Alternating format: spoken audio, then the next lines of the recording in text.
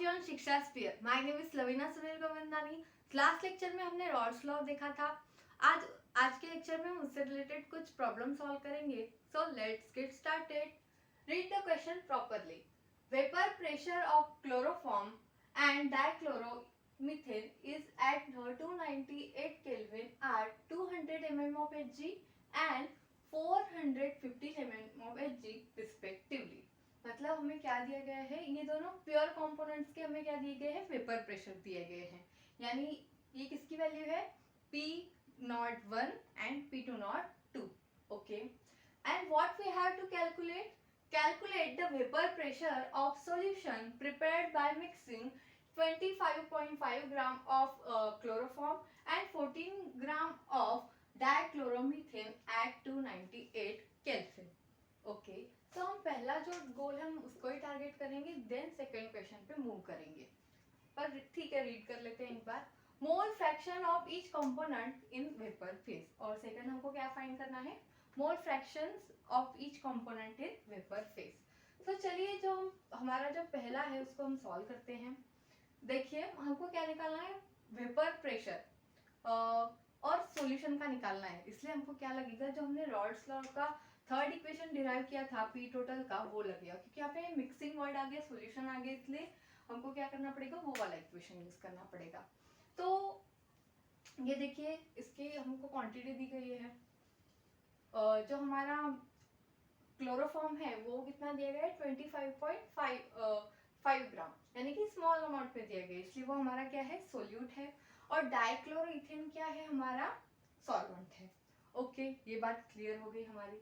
तो जो सॉल्वेंट है उसका ही हमें क्या दिया गया है, वेपर प्रेशर ज्यादा दिया गया है, इसलिए हम क्या करेंगे, पहले प्लस का साइन लिखाएंगे, और जिसका वेपर प्रेशर ज्यादा है वो लिख लेंगे, माइनस जिसका कम है वो लिख लेंगे, और इनटू क्या करेंगे, उसके मोल फ्रैक्शन कर देंगे, और जो बच गया उसको लिख देंगे। ये ट्रिक मैंने आपको लास्ट टाइम बताई थी।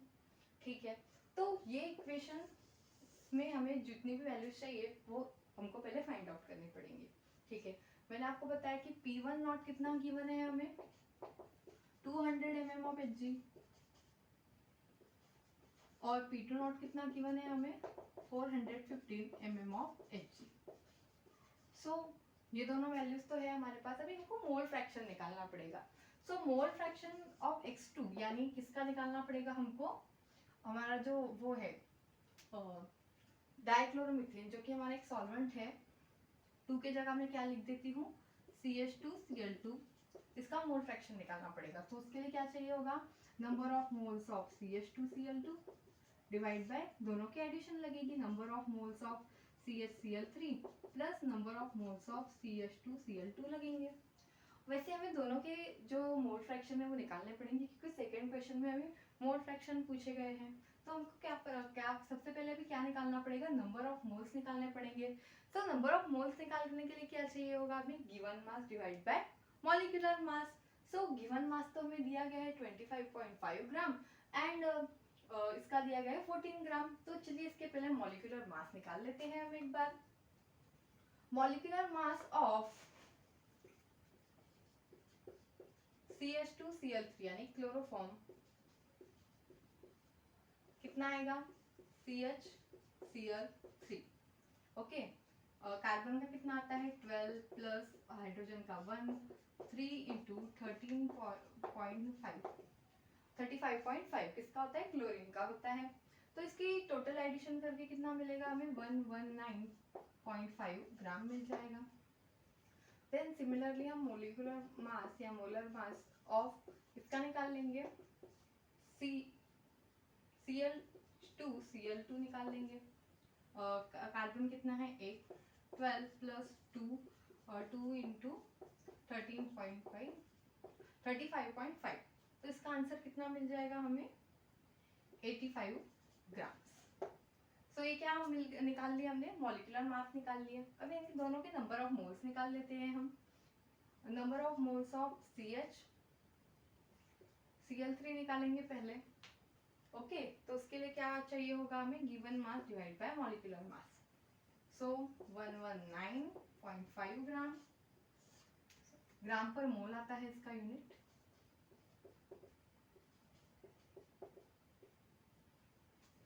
ग्राम पर मोल, गिवन मास सॉल्यूट पर आता है और डिवाइड बाय मॉलिक्यूलर मास आता है।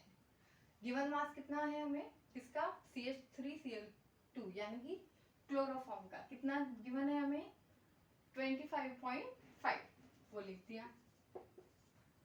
ग्राम डिवाइड में क्या लिखेंगे, उसका मॉलिक्यूलर मास कितना निकाला है मैंने 119.5 ग्राम पर मोल।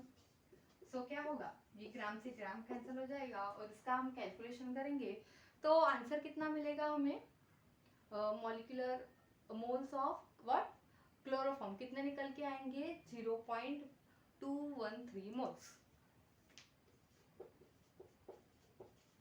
सो ये निकल गए।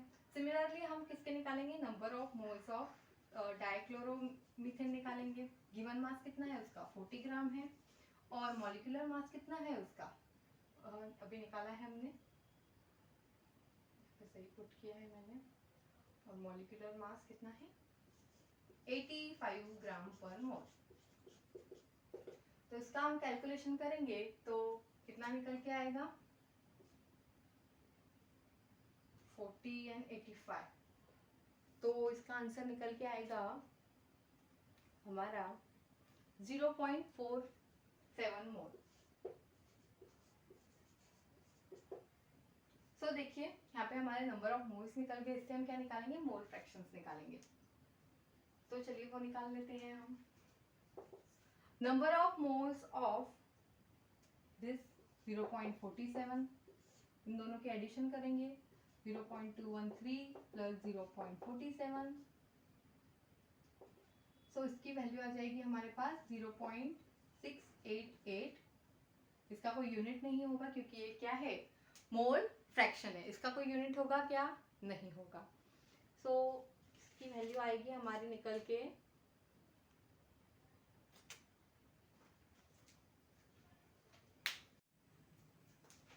मोल फ्रैक्शन ऑफ क्लोरोफॉर्म कितना निकल के आएगा 1 minus mole fraction of what, dichloromethane.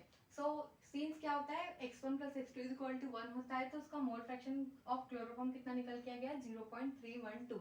ये अभी इस एग्जाम फर्स्ट टारगेट में तो हमको इसकी नीड नहीं होगी, पर सेकंड टारगेट जो है इसमें उसकी नीड है, इसलिए हमने उसको फाइंड आउट कर चुके हैं। तो चलिए हमने जो भी वैल्यूज फाइंड आउट की हैं वो इस इक्वेशन में पुट करते हैं एंड टोटल प्रेशर की वैल्यू निकालते हैं।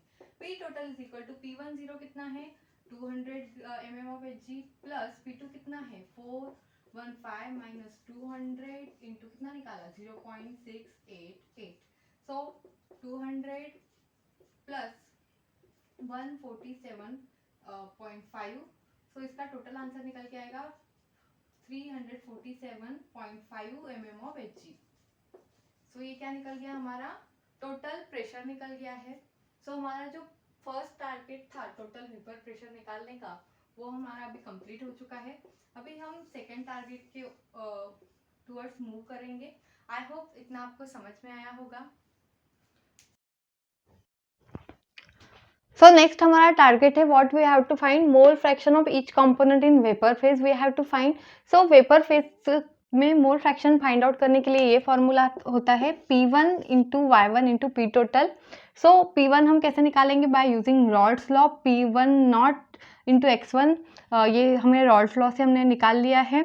सो Y1 क्या है यहाँ पे, mole fraction in vapour phase है, तो हमने इक्वेशन को रीअरेंज कर दिया है। इसमें हम वैल्यूज पुट करेंगे, P1 नॉट की कितनी वैल्यू है 200 mm of Hg, x1 कितना निकाला था हमने इसका 0.312 और P टोटल कितना निकाला है हमने 347.9, मैंने 5 लिखा था लास्ट टाइम, या 9 पॉइंट्स में फ़र्क चलता है। तो इसका आंसर जो है वो निकल के आएगा हमारा 0.18। सो हमारा मोल फ्रैक्शन कितना निकल के आ गया है 0.18। किसका निकल के आ गया है ये Y1 यानी किसका, क्लोरोफॉर्म का हमारा जो निकल के आया है 0.18 mm ऑफ Hg निकाल के आया है। सिमिलरली हम Y2 का निकालेंगे, Y2 इज इक्वल टू क्या आएगा यहाँ पे P02 x2 मोल फ्रैक्शन और P टोटल आ जाएगा।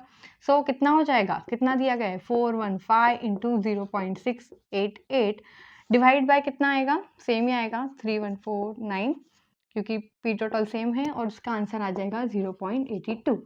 और इसका कोई यूनिट नहीं होगा क्योंकि ये क्या है, मोल फ्रैक्शन है। I hope you understand the solution. Thank you so much for watching.